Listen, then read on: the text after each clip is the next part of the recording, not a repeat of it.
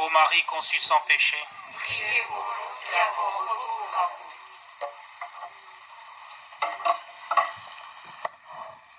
N'aimons pas en parole ni par les discours, mais par des actes et en vérité. Voilà comment nous reconnaîtrons que nous appartenons à la vérité et devant Dieu, nous apaiserons notre cœur. Frères et sœurs, dans sa première lettre, Jean invite sa communauté à ne pas se gargariser de mots, mais à agir en vérité. Il s'emploie à la réconforter, alors qu'elle est malmenée par l'action de menteurs, d'antichrist, qui nie que Jésus est le Fils du Père, et en conséquence nie le Père. Ces propos n'ont pas perdu de leur actualité. Déjà Pascal remarquait que l'Église a eu autant de peine à montrer que Jésus-Christ était homme qu'à montrer qu'il était Dieu. Les paroles de Jean doivent bousculer ce que le pape François appelle des modernes gnostiques, des chrétiens en parole, d'inconséquents actionnaires d'un christianisme édulcoré. Il y a quelques semaines, j'ai reçu un message d'un ami qui travaille de nuit au SAMU, une profession très fatigante, très pénible. Le confinement l'a éprouvé. Plus de prières, plus de messes, plus de sacrements. J'ai perdu, écrit-il, le goût de Dieu. Trop déçu par ceux qui se disent chrétiens et ne m'ont pas aidé dans ma solitude. Pas un coup de téléphone, aucune main tendue. Sa conclusion glace le sang. À quoi bon se préoccuper des autres quand on vous laisse sur le bord de la route? Aimer, ce n'est pas se gargariser de mots, mais agir en vérité. Frères et sœurs, voilà qui doit ébranler notre engagement de chrétiens familiers de l'Eucharistie.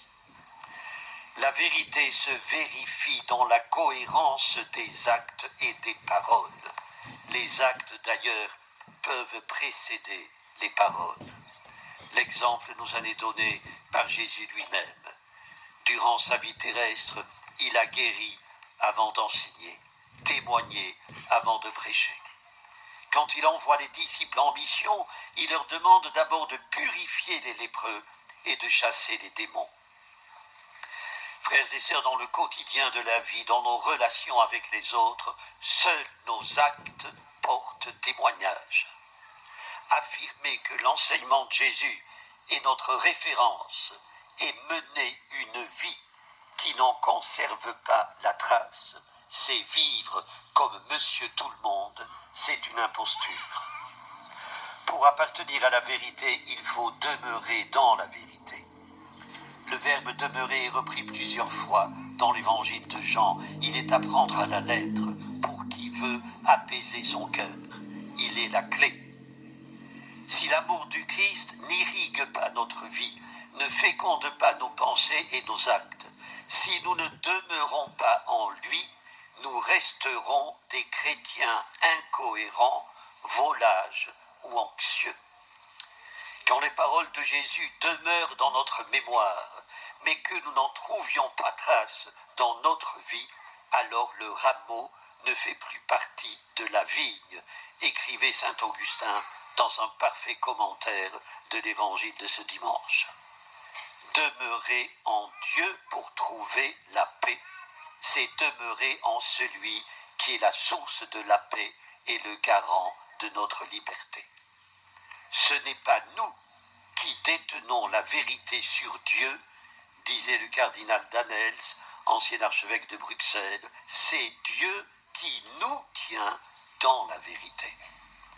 Se déclarer seul maître à bord, puiser en soi les forces pour avancer, s'ériger en arbitre du vrai et du faux, est peut-être exaltant, mais souvent désastreux. C'est dans l'obéissance à Dieu que se trouve la paix du cœur. Croire qu'il est possible de s'en affranchir n'est qu'illusion de liberté. Dieu qui est plus grand que notre cœur nous a donné ses commandements pour que nous demeurions en lui. Demeurer dans la vérité, c'est se reconnaître sarment pour emprunter au langage du vigneron. C'est puiser dans le Christ la sève de notre croissance. Croissance entendue non pas au sens courant, hélas, de performance, mais au sens évangélique. Elle suppose une opération d'émondage, de renoncement. C'est mal reçu dans une société qui recommande de ne rien perdre, ni argent, ni temps, sinon en loisir celui-ci. Jésus enseigne l'inverse. Abandonner le rêve de tout garder, se défaire de l'inutile et de l'accessoire pour se refaire en lui. Demeurer en Christ, le laisser demeurer en nous, est un projet qui prend le contre-pied d'un monde autosuffisant, fier de se détacher de tout héritage, de toute filiation, dégagé de toute dette. Or, quand la sève ne monte plus du pied de vigne, les sarments se dessèchent, les vies s'étiolent. C'est la porte ouverte aux 7 tentations qu'énumérait le pape François.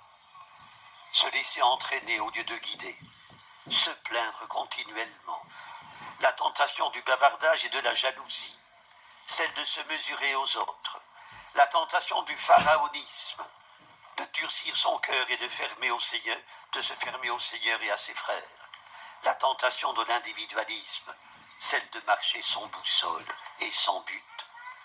Pour les prévenir, un seul remède, rester greffé sur Jésus, demeurer en lui. Frères et sœurs, nous ne sommes chrétiens qu'en Jésus-Christ par provignage, ce qui implique que nous vivions de sa sève. Méditer l'Écriture est une manière de la laisser circuler en nous, de nous irriguer. Écoutez ce qu'écrit un père du désert. La nature de l'eau est tendre, celle de la pierre dure. Si l'eau coule goutte à goutte, elle creusera la pierre à la longue, et cette dernière deviendra une vasque qui la recueille. De même, la parole de Dieu est tendre, et notre cœur est dur. Mais si nous prions fréquemment, si nous nourrissons de la parole de Dieu, nous verrons notre cœur changer, se creuser peu à peu pour accueillir la présence de Dieu. Frères et sœurs, le ressuscité est pour nous source de vie jaillissante.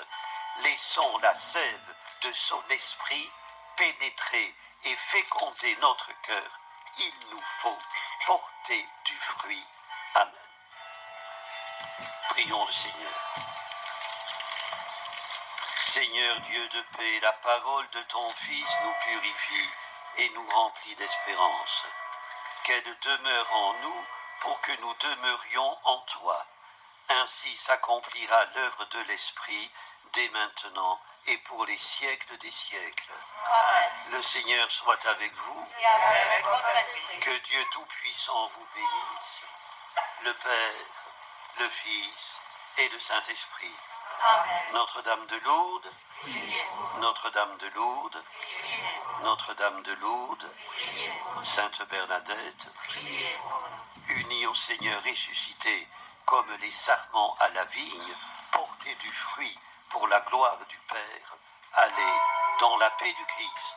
Nous rendons grâce à Dieu. Au nom du Père et du Fils et du Saint-Esprit. Amen.